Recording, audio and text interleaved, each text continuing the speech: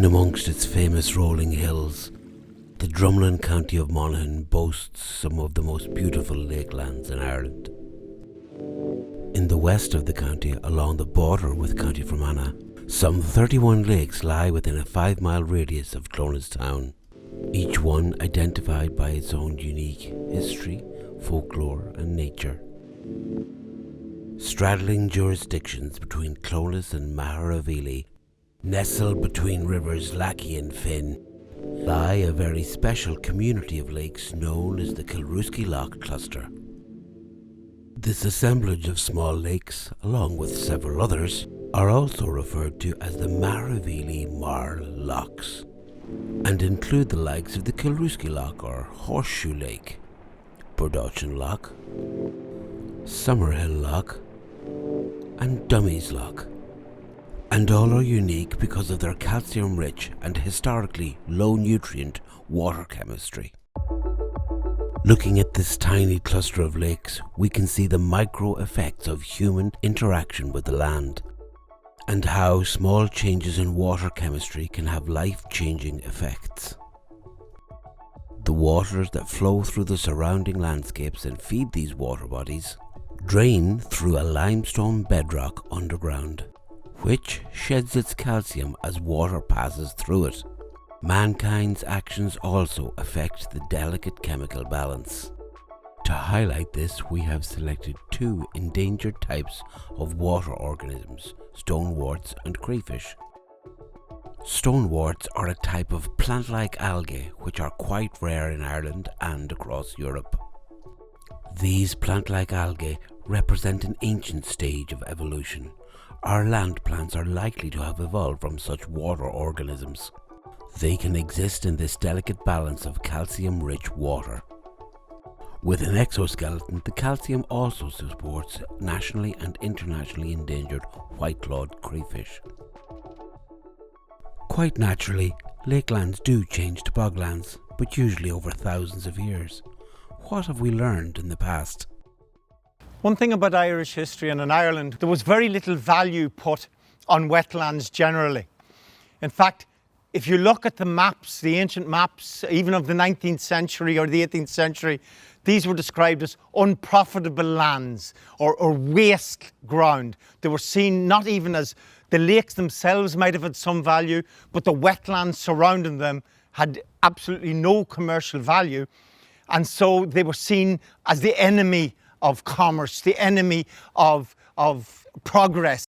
You had massive reconfiguration of the landscape of wetlands with large channels being dug through them as famine relief works. And of course, if it made some land profitable, it had a huge impact in the lakes that were supplied by those lands, that were served by them, because now you had a conduit for all of the organic matter to get into the lakes a lot quicker.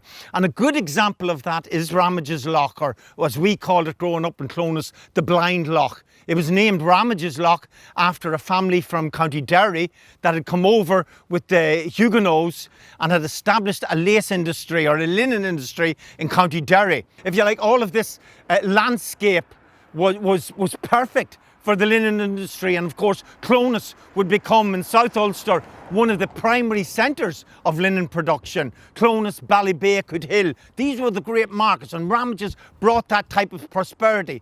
But of course, the consequences of this industry is that there was much more nutrient loading going into the lough itself. The process that normally would have taken maybe 1,000 years happened in this instance in the space of just a couple of 100 years. So when we think about it, this lake, if you like, it was impacted by a linen industry. Following that, it was subject to land drainage to the north, which obviously changed its features as well. And then, of course, with the construction of the road. And then beyond that, then we built the creamery. And then it was the meat factory, the pig factory. And as if all of that wasn't enough, showing, if you like, that we had learned nothing in the space of 200 or 300 years, Ramage's, or the Blind Lough, became the town dump. In living memory, All of these lakes were crystal clear. This thick green blanket is algae bloom, and it's suffocating the lake and its inhabitants. There is a cross-border effort to assess and diagnose the Kilrooskey Lough Cluster.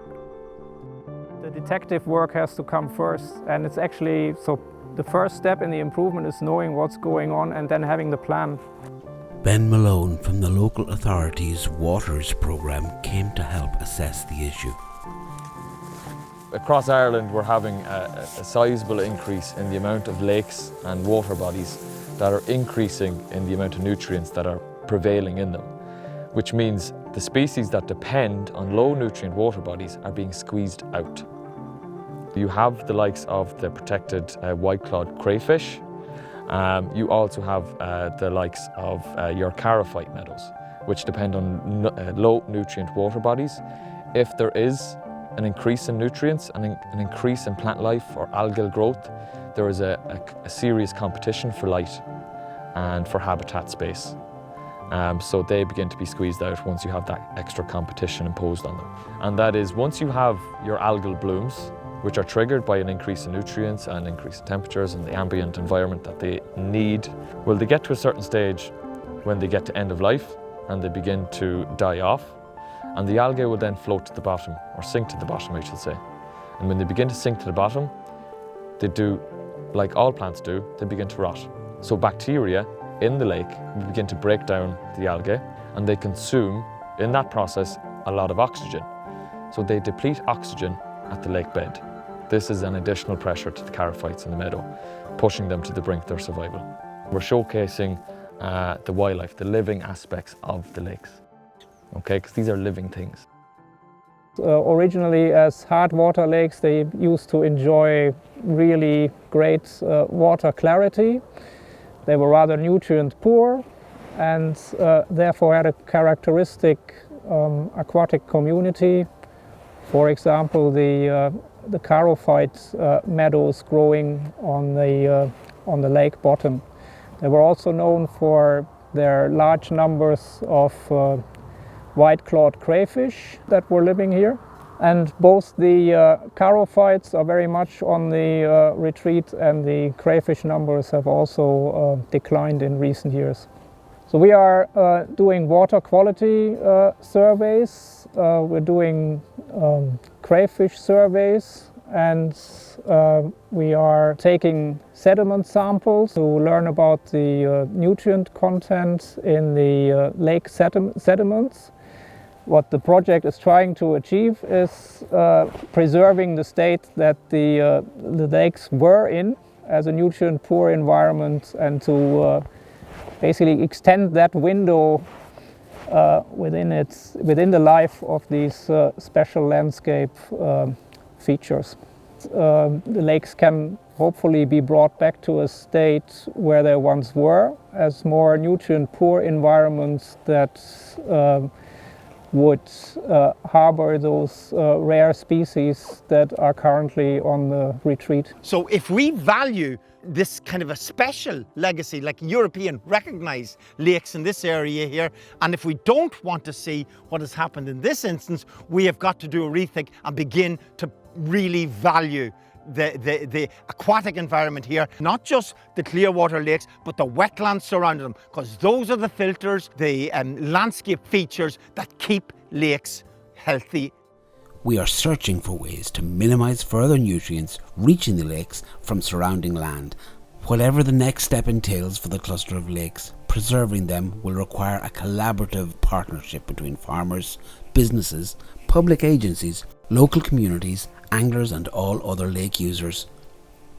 Everyone living or visiting in the catchment has a part to play in protecting the water, while enjoying and appreciating its unique characteristics for generations to come.